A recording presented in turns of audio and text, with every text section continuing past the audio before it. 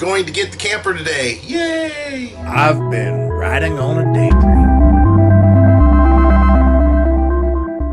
It's kind of a rainy day today. We had thunderstorms this morning, but they're pretty much cleared out. Didn't give us the kind of water that we needed to get everything green again. Got the air compressor running because I was out here doing some work on the truck. Just taking a look, trying to figure out this problem. I'm going to go pick up the camper. As I mentioned, the dealer called and said that they worked on it on Saturday, so it's a good thing that I got it back that Friday. And they just did a test on it this morning, and it runs on electric and propane just fine.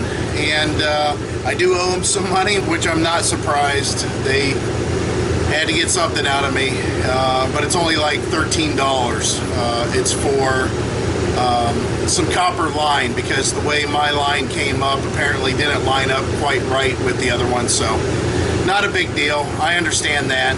That makes sense to me. That's the way things go. And the truck is got an appointment tomorrow at a really good alignment shop in Salem.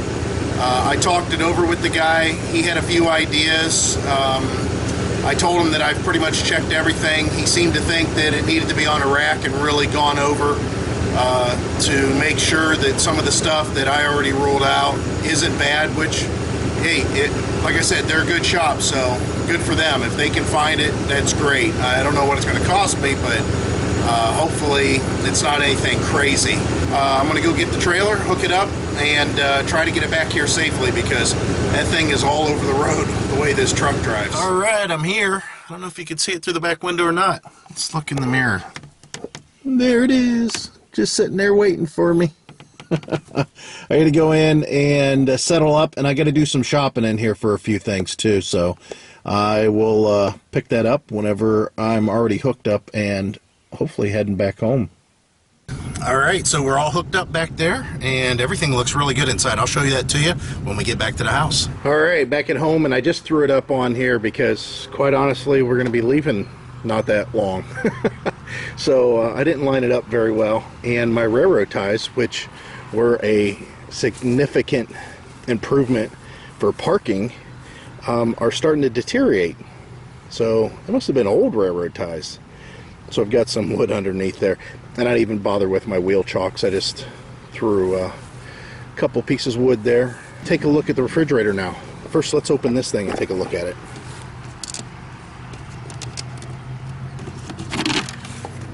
Ooh, look at that, shiny and new. Nice. That's kind of cool. Yeah, there's the 12-volt wires. Make sure everything is pretty tight and doesn't look like it's going to flop around here. Yeah, this looks good. This is the piece that he had to charge me for. Damn it. They kinked that propane line. Shit. I wish I would have seen that. Damn it. Hopefully there's still enough flow that's allowed through there. That's not cool. This used to be up and over. It was a real nice smooth transition. Obviously they had a problem with it. I don't know if you guys can see it, but it is pinched and it is small. There's the plug that used to be in there. God, well, crap. I might see if I can correct that radius a little bit without causing it to kink all the way. Because last thing I want to do is have to replace this line going down in. Yeah, I'll work with it and see if I can get it straightened out. Surprised they didn't see that. But they did a decent job overall. Let's go inside and take a look. Well, I got the floor a little dirty, but there's the fridge. Brand new. How about that? Now, they haven't peeled off that protective plastic yet, which I think I'll do that so it looks better for when Heidi sees it. I want her to be able to come home and go, oh wow. Alright, so now it's shiny. Yeah, looks a lot better. Had to break out the manuals to see how to pull those trim pieces off. But yeah, this is nice. It's pretty basic. You guys that have these refrigerators know what they look like and what they do. This is definitely bigger than the one that we had. There's more room in here, obviously, than our old one, which will be nice. Heidi will really be excited about that because, quite honestly, that stuff we had in the last one was getting to be a handful just trying to make it work. And the door's latching. That's kind of nice. I can get rid of that hook that's down there. Actually, I already did, apparently. And the inside, very nice. I'm going to have to get these numbers, the serial number, stuff like that off. Let me see here, 243776666. That's not a good sign. The serial number ends in 666. Woo! Well, this one's half pulled off, so I guess I better pull it off the rest of the way. We'll put that here. And then I'll put these with the warranty stuff so I can have it registered. Man, this is nice. It's still cold inside from whenever they tested it out. Well, I have to say, for $300 and all that running around, I'm happy we got a refrigerator. It's not huge, but it's a lot bigger than what we had, and it runs on propane. That was the most important thing, because if we do any kind of boondocking, I mean, that's not too good having something that you can't fire up and make cold. So everything seems to be working on the camper right now. I might need to look at possibly the brakes just to see if they need adjusted before we go on our trip. But this little segment's done. I gotta pull that hitch off the truck with that stone shield so I can drop it off at the alignment shop tomorrow, and hopefully they can get whatever is going on straightened out. Well, it started off rainy, but today's pretty decent. Now, I thought I was going to jump into tomorrow and do some work, but I have some extra time today since the weather really broke and it's turned out to be really nice out. A little bit of a breeze. But I'm going to be working inside the truck, and the reason is I have a cell phone mount that I want to show you that I'm going to be putting in the truck, and of course it will work for your vehicle, and also the CB. I'm going to go ahead and do the install today, and I'll show you what's involved, and of course I'll put links down below for everything so you can click the links and get the exact same stuff if you want. That way you know how to do it. But let me show you what I got. Okay, the other day I talked about this. This is the antenna mount, which is just crazy overkill. I've had this for a long time. You can see the dust. It's just been sitting, because this is one of those things that you'll use once, maybe twice, and then it just gets stored. And of course I got the little cable that goes with it. This is the antenna that came off my F-150, and this is the spring mount quick release that was on the F-150 also. Of course, that's going to go on this antenna here, and it'll still allow me to remove the antenna but leave this part on there. Of course, my old CB, which this is just the standard plain Jane cheap inexpensive CB, nothing fancy, because you don't need anything fancy. All CBs, no matter how fancy they are only supposed to put out a certain amount of wattage. Per FCC regulations, they're regulated for how much they can put out. Now, that doesn't mean you can't buy something that's more powerful. It's just I'm not into it that much to need that kind of range or anything. I just want to be able to hear what's going on the highway that's around me. And then the cell phone holder. This is kind of cool. You're supposed to line up your phone to see if it fits within this range. You can see there. And if it does, then it's the right one. Of course, my phone fits inside there. So this will work for pretty big phones, because this is a Samsung Galaxy S7 Edge, and on top of the phone being relatively large, there's a case on it too. So even with the case, it's going to fit in there. I don't know if you're going to be able to put a phablet in there of any kind, but kind of nice. It says 3.5-inch max. We're going to see how this works out on the truck. So I found a place in the truck for it. Now, I know it blocks my radio, but quite honestly, the radio, all I do is just push the button here to turn it on, which I can get to, and this will move if I really need to get to it. And then I have a remote control for the stereo, so I don't really need necessarily to get to the stereo for anything. I can't think of anything that I actually do that I push on the stereo. Once it's turned on, it's just the volume control. Now, they make this thing to where it mounts up to your windshield if you want to do it that way, or they give you this, it's a gel type pad that has a smooth surface on the opposite side, and that gel pad once stuck to a surface that has grain in it, like my dash does, it kind of conforms with those grooves and fills it up. And then whenever you need to make it stick again, you just rinse it off with water, and it'll clean everything off and make it just as sticky as it was, you know, the very first day. And I can tell you that that thing is on there. It's substantial as far as being sticky. Now, as far as the movement, I'll have to see, because this truck does bounce around a lot, how it actually handles it, but pretty decent. I like the setup here. It'll make it to where I can get to my phone, and I can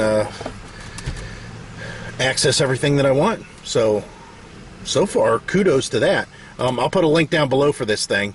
We're going to put one of these in Heidi's car too, so she has something to hold her phone, because there's a lot of accidents that happen because your phone fumbling around with it. And really all I need to do is see who's calling, and if I want to, I can link it to my stereo or to my GPS and talk to the phone through my GPS or through my stereo. If I did want to do that, which I've done in the past, it would be through the stereo, because there's the microphone for the stereo when I want to talk on the phone. Now for the CB. Now the CB is going to be a little bit easier on one hand. Actually, I think it should be a lot easier, because I already know exactly where I'm mounting it, and that is on the glove box right there, right where it was on the old one. I'm not going to do a permanent mount, because I want to make it to where I can just pull that magnetic base off when I'm not using it, which is the majority of the time, and just throw the magnet inside here somewhere. So I had to read through the instructions. It's been so long since I've done this, but it's pretty straightforward. Basically what you do is take the antenna wire, and that's what this wire is here, and run it into the box, and then run the little wire, the patch wire, from the box to the back of the CB, so that the antenna basically feeds through this power meter. So the first thing that you do is you're going to turn your calibration knob to minimum, which this is the calibration knob. You're going to turn it all the way down. Sorry about that. Of course this thing's on. Sounds like there's some traffic out there. Let me go ahead and change channels. There we go. Once the calibration knob's to the minimum position, then you're going to switch the power, or PWR, SWR switch to SWR, which it is. That's to the right.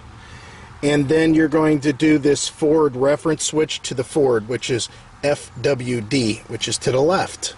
Now once it's set there, what you're going to do is you're going to push your mic on the CB like you're wanting to talk, which that's the key button on the side here. And when you do that, you're going to adjust this knob all the way up until it's to the far right, the max power, which it says set.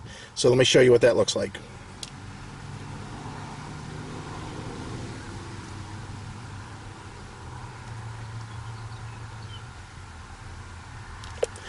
Okay, so that's all the way over to where it's on the set. I know it's kind of hard to see, but I can't really get you much closer than this. Once you have it there, you're going to switch the top lever over to the reference, and when you push the mic this time, you want it to read as close as you can to 1. And I'm going to try to pick this up so you might be able to see a little better.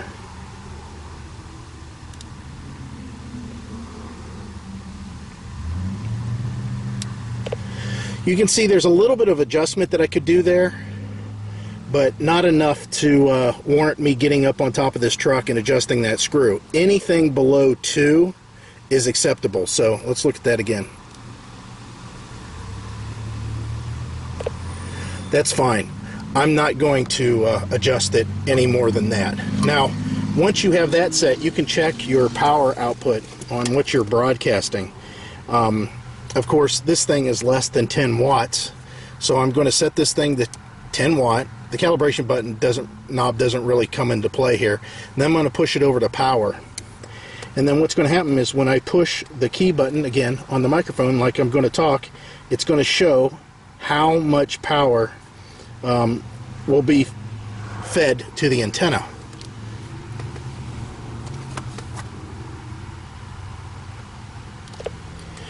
So you can see that's pretty decent. That's not bad.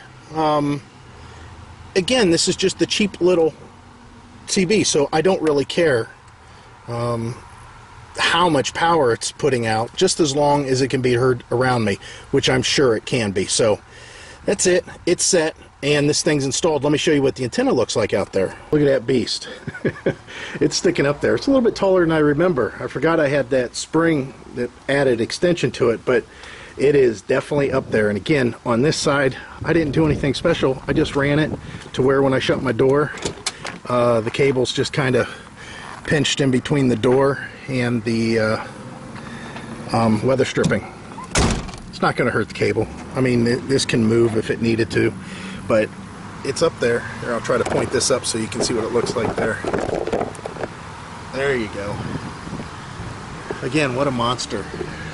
And then the cable just runs inside here, around the seat belt deal, and just down to the floor, and then over across and underneath the seat, over to the CB. So that's done.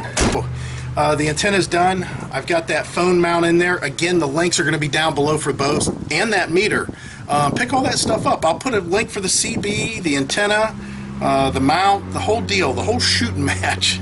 And you could duplicate this and put it on your RV. If you've got a motorhome that has a cab on it without anything on it, you could just throw it up on top. It does need to be metal. So most of the people that are going to be able to use this setup, as I have it set up, is guys that are with travel trailers pulling, so, or fifth wheels. Fifth wheels could use this too. Another thing done, another peace of mind. Now, I do have to go to the RV dealer at some point and pick up a spare tire for the travel trailer because I don't have one, and it's kind of difficult finding them. I've got radials on there, and I did a video on that in the past, and those radials are so far exceptional. They're really good tires. They're also D load tires, or load D, like 2,100 pounds per tire. Well, this camper is C. The tires that were supposed to be on there were C rated.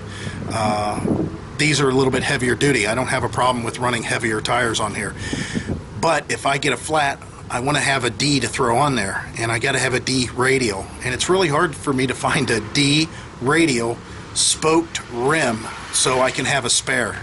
I'm going to have to, again, go to the dealer and maybe just pick up a rim and then go back to the tire dealer that I bought the tires and have him order me in one tire so I can have a spare. Now, the truck, I have a spare. It doesn't match the tires that are on there, but it's the right size.